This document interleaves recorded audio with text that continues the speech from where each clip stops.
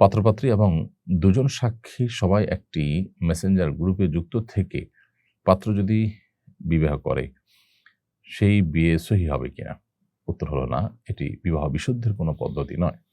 পাত্রপাত্রী উভয়ে এবং সে সাথে আ আ সাক্ষী তাদের একটি মজলিসে উপস্থিত হওয়া জরুরি। পাত্রী না হলেও পাত্রীর পক্ষ থেকে পাত্রীর বাবা বা পাত্রীর অনুমতি নিয়েছেন তার ফ্যামিলির বাবা না থাকলে চাচা, ভাই, এরকম কোনো সদস্য, দাদা, তারা উপস্থিত থাকলে চলবে। অর্থাৎ এখানে উপস্থিতিটা দুজন সাক্ষী এবং প্রস্তাবক এবং প্রস্তাব গ্রহীতা, এরা সকলে একটা মজলিসে উপস্থিত হতে হবে। হয়ে তারপর আপনার বিবাহ সম্পাদিত হবে।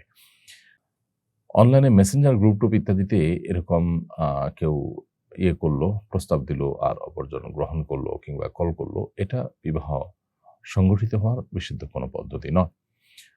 ওভার টেলিফোন বা লাইভ ভিডিওর মাধ্যমে আকদ সম্পাদন হওয়ার ক্ষেত্রে ওলামায়ে কেরামের বক্তব্য হলো যে এখানে প্রস্তাবক যিনি, তিনি প্রস্তাব করবেন।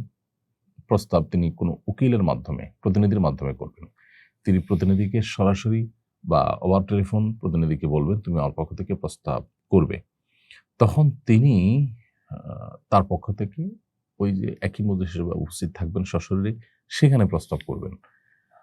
অথবা গৃহীতা তার পক্ষ থেকে গ্রহণ করবেন। কেউ একজন প্রস্তাব দিলেন, আরেকজন সম্মতি প্রকাশ করলেন। এই সম্মতি প্রকাশ করবেন তিনি ওভার টেলিফোনে অনুমতি পেয়ে তার পক্ষ থেকে। ধরা যাক ছেলে বিদেশে আছেন।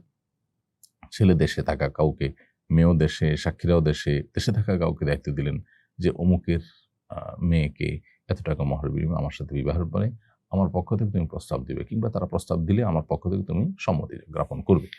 এই দায়িত্বটা তিনি ওভার টেলিফোন দিতে পারেন। দেওয়ার পর তিনি দায়িত্ব পালন যখন করবেন, সেটা সরাসরি উপস্থিতির মাধ্যমে যখন প্রস্তাব হবে কিংবা প্রস্তাবের সম্মতি দেওয়ার ব্যাপার আসবে, তখন দুজন সাক্ষীর সামনে সেটি সম্পাদন করতে হবে। তাহলে ওভার টেলিফোন বিয়ের ক্ষেত্রে যেহেতু এই শর্ত রয়েছে এবং এই পদ্ধতি ওলামায়ে কেরাম সাজেস্ট করেন, সবাই অনলাইনে থেকেই বিবাহ যেরকম হতে পারে না, ঠিক একইভাবে মেসেঞ্জার গ্রুপে সবাই যুক্ত থেকে বিবাহ সম্পাদন হবে না।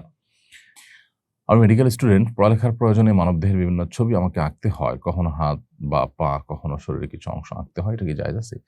শরীরের অঙ্গগুলো বিচ্ছিন্নভাবে যদি আঁকা হয়, তাতে কোনো অসুবিধা নেই। পরিপূর্ণ অবয়ব, একটা প্রাণীর অবয়ব যদি আঁকা হয়, অঙ্কন করা হয়, সেটা নিষিদ্ধের আওতায় পড়বে। কিন্তু আলাদা, আলাদা করে শরীরের অঙ্গ যদি অঙ্কন করা হয়, তো সেটা সরাসরি হারাম বা সেটা হারাম হবে না। ধরুন কেউ হাত আঁকলেন, কেউ পা আঁকলেন, বা কখনো হাত আঁকলেন, কখনো পা আঁকলেন, কখনো পিঠ বা কখনো পেট আঁকলেন, কখনো চোখ আঁকলেন, কখনো কান আঁকলেন। তো এরকম আলাদা, আলাদা অঙ্গ আঁকলে তাতে কোনো অসুবিধা নেই।